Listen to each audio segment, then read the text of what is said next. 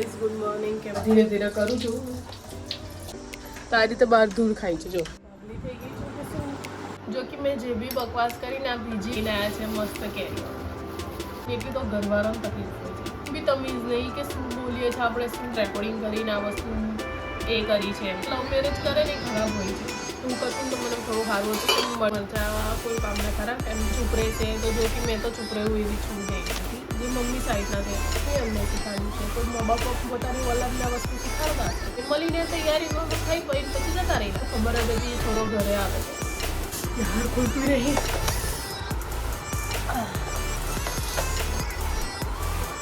તો hello guys good morning કેમ છો મજામાં તો સ્વાગત છે તમારું મારી યુટ્યુબ ચેનલ પર તો આજે મેં ક્યારની ઉઠીને ચા નાસ્તો એવું કરી નાખ્યું છે થોડીક વાર આડી પડી રહેલી રાત ત્યાં સુધી આડી પડી રહી હવે મેં જમવાનું બનાવું છું કે મેં ખાલી આજે જમવું એટલું મારીને બેઠી છું બીજું વસ્તુ કર્યું નહીં હવે ધીરે ધીરે કરું છું બી થાય છે 10:30 ઉપર થાય છે 10:40ની આસપાસ થાય છે હવે મેં જમવાનું બનાવવાની તૈયારી એક ગવારસિંગ કટ કરીને બાફવા મૂકી દઉં છું અને એક વાસણ ધોઈ નાખું છું ઝાડુ મારી દીધો છે તો ફટાફટ બધું થઈ જશે જો કે મને લાગે છે મારે એક ડીશ ધોવું પડશે વાસણ બધા હેઠા છે મારા છે જોડો છે ને વાસણ મોટના છે બીજા બધા વાસણ મેં મૂકી દીધા છે કેમ કે ભટોડો બહુ થાય છે કેમ કે જો અહીંયા વાસણ મૂક્યા છે ને આ નાનું પિંજરું છે અને અહીંયા અડધા વાસણ પડી રહ્યા છે જે એક્સ્ટ્રા છે ને અમુક તો આ રીતે બહાર ધૂળ ખાય છે જો કેમ કે યુઝમાં નહીં આવતા એટલે મેં મૂકી દીધા છે છતાં બી અમુક વાસણ એક્સ્ટ્રા છે ને તો બહાર ધૂળ ખાય છે તો હવે ફટાફટ રેડી ભરી કે ધોવાની જરૂર નહીં કેમ કે એક સાથે બીજી છું ને તો કટ કરી બધું એ કરી લો એક પાવ ગવારસિંગ ફટાફટ કટ કરીને એ કરી નાખું શરદીને ખાંસીથી થોડું આરામ મળ્યું છે તો એ ખાંસી તો બહુ જ ચડે છે ખાંસી એટલી ચડે છે ને હું દવા દોરે લીધી છે તો મને થોડું આરામ પડ્યું તો એના લીધે મને થોડું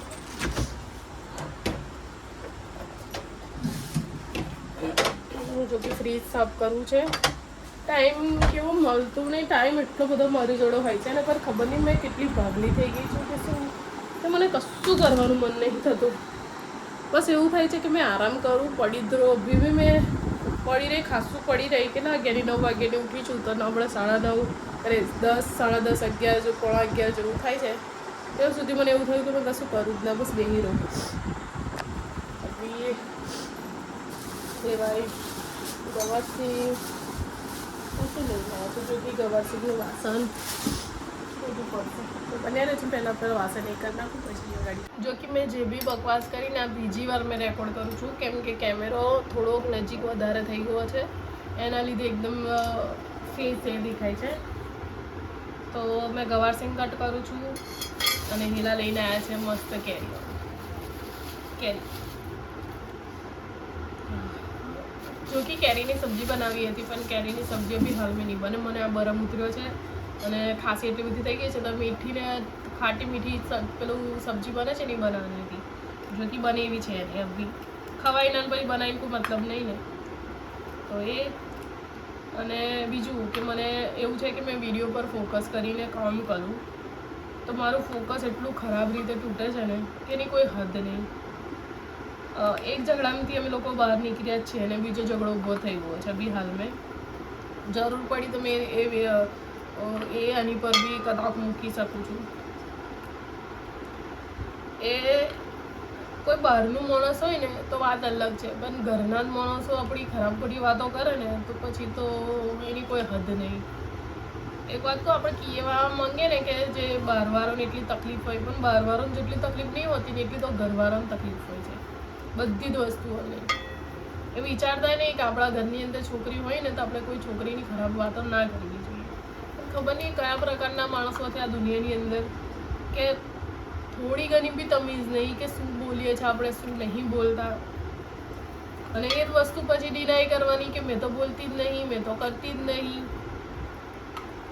જ્યારે બોલો છો તો તાકાત બી રાખો ને કે હા મેં કીધું મેં આ બોલી ફરી જવાની તમારી વાત પર ને તમે બીજાને જૂઠા પાડો કે ભાઈ મેં તો નહીં, તમે કોઈ રેકોર્ડિંગ કરીને આ વસ્તુ એ કરી છે. એ ટોપિક અભી હાલની અંદર ચાલે છે, જરૂર પડી તો એ વસ્તુ બી મેં એની પર મૂકીશ. ત્રાસ છે ખબર નહીં, એવું લાગે છે કે જેટલું બધુંથી દૂર રહેવાની કોશિશ કરીએ ને કે શાંતિથી રહીએ, પણ આ ઘરના જ એટલા નીચ માણસો હોય છે ને કે જો કે મારું મેન એ છે કે મેં બ્લોગ બનાવું, વ્યવસ્થિત રીતે બ્લોગ બનાવું, પણ મારાથી કન્ટિન્યુ નહીં થતું. મારું માઇન્ડ છે ને બહુ ખરાબ છે કે મેં કોઈ વસ્તુ વિચારતી હોય ને કોઈ વસ્તુ એ કરતી હોય ને તે મારા મગજ પરથી નીકળતી નહીં. ઓવર થિંકિંગ વાળી છું. મને કોઈ વસ્તુ હિટ કરે ને તો બહુ ખરાબ રીતે હિટ કરે છે, અને મારો ગુસ્સો છેલ્લી પારીનો એ વસ્તુ લઈને આવે છે. એક વસ્તુ છે કે અમે લોકોએ લવ મેરેજ કર્યા છે તો અમે ખરાબ થઈ ગયા. અમુક જણનું એવું છે કે લવ મેરેજ કરે ને ખરાબ હોય છે. મેં કહું છું કે લવ મેરેજ કરવાથી કોણ ખરાબ થઈ જાય છે? અત્યારે તો જે જનરેશન ચાલે છે તો અત્યારે તો એમ કહેશે, પ્રેગ્નન્ટ થઈને બી આવીને તમારી સામે એવું કહેશે કે હા મમ્મી પપ્પા મેં આ તેનું છે, તમારે કરવું હોય તો કરો. અમે તો જતા રહી ગઈ, અમે તો એવું નહીં કર્યું. ને પહેલી ચીજ મારે કોઈ બીજાને સબૂત આપવાની જરૂર નહીં કે મેં લવ મેરેજ કર્યા છે. જેને પૂછવાનું હતું, જેને કહેવાનું હતું એને તો કીધું. બીજા બધા મારા માટે બેટર નહીં કરતા. હા, તો હું ફટાફટ પહેલાં ગવાસીન કટ કરી નાખું કેમ કે બહુ લોંગ વિડીયો થઈ જશે. હજુ તો મારે સાંજે બી કન્ટિન્યુ કરવાનું છે. તો બન્યા રહેજો, હું ફટાફટ આ બધું કટ કરીને મળું તમને.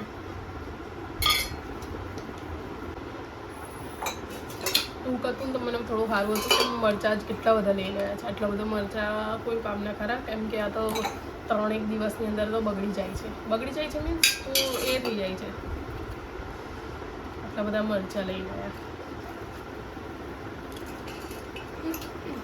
પેલો ટૂંક હતો ને એની જોડે એક બે મરચાં દો, હું કશું કરતી હતી હોય તો.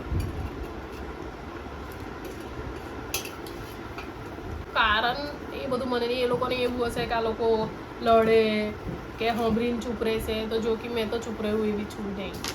મારું તો એક વસ્તુ છે કે ગલત તમે કીધું તો મેં એ વસ્તુ લઈને લડીશ તમારા લોકો જોડે. અને અમુક વસ્તુઓ કેવી છે, આ લોકો અંદર જ એકબીજાથી રીહે બહુ બરે છે. આ લોકોને અંદર જ એકબીજાથી બહુ પ્રોબ્લેમ છે. એની મેં તમે અમને શું ત્યાં ઘસેડો છો? હવે એ કહે છે કે ઓડિયો મેં બનાવ્યું છે તો મેં કીધું ચેક કરાવી લો. સીધી વસ્તુ છે, ચેક કરાવી લો. એવું એક તો મેં કંઈક કરીને મારું ફોકસ મેં વિડીયોમાં લાવું છું કે મેં મારા ફોકસથી કામ કરું. જો કે પૂતળાની જેમ આવી બેઠી છે.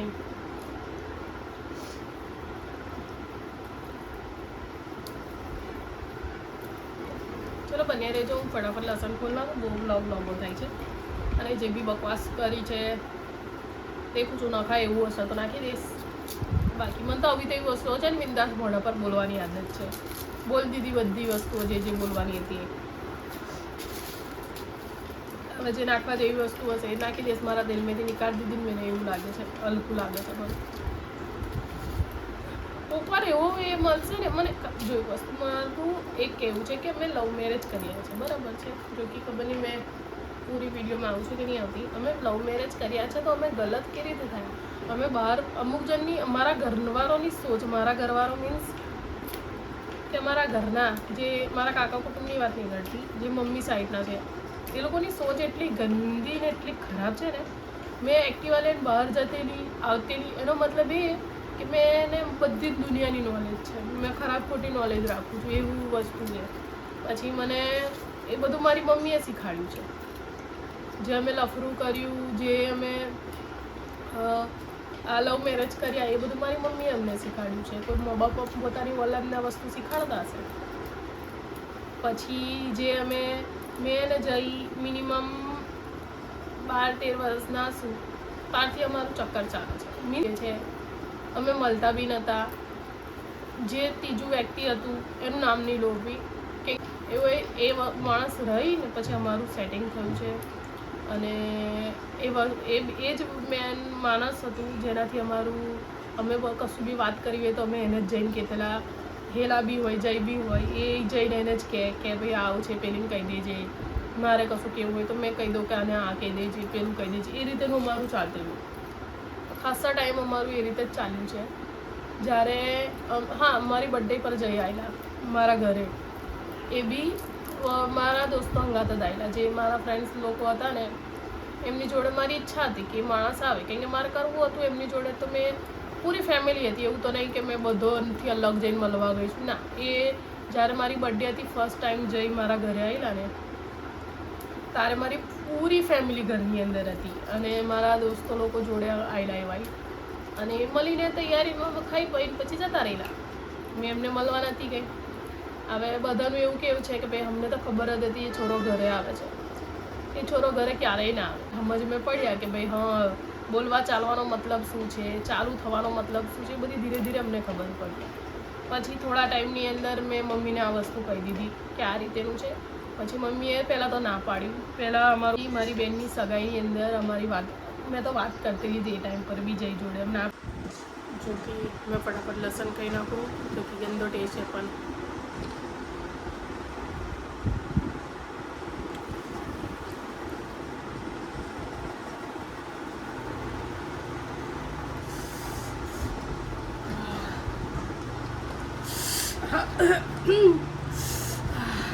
યાર ખુલતું નહીં.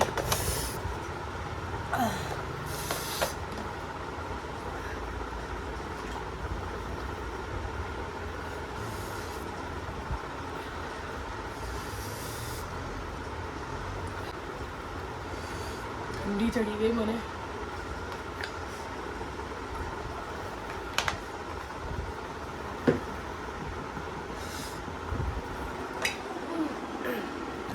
તો ચલો ફટાફટ મેં ગવાર સિંગ વઘાર નાખું. તો બન્યા રહેજો, થોડી વાર મળું. વઘારી નાખું, બધું તૈયાર કરી નાખ્યું છે. કેમ કે વિડીયો બહુ લોંગ થઈ ગયું છે, સ્ટોરેજ ફૂલ થઈ ગઈ છે. હવે એનું કશું કરું ત્યાં સુધી. તો બન્યા રહેજો બ્લોગની અંદર.